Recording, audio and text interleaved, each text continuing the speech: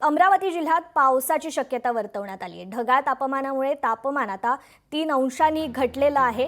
हवामान खात्याने हा अंदाज वर्तवलाय। अमरावतीत हलक्या पावसाची हजेरी, ढगाळ वातावरणामुळे तापमान 3 अंशांनी घटलंय। आज आणि उद्या विदर्भात पावसाची शक्यता हवामान खात्याकडून वर्तवण्यात आली आहे।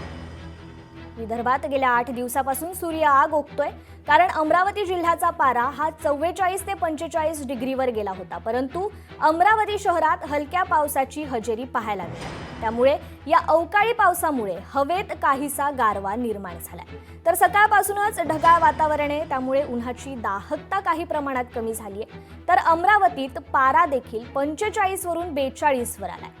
तर आज आणि उद्या अमरावती जिल्ह्यासह विदर्भात हलक्या आणि मध्यम पावसाचा इशारा हवामान खात्याने वर्तवलाय। आज उद्या ढगाळ वातावरण असल्याने विदर्भकरांना मात्र काही अंशी उन्हापासून दिलासा मिळणार आहे।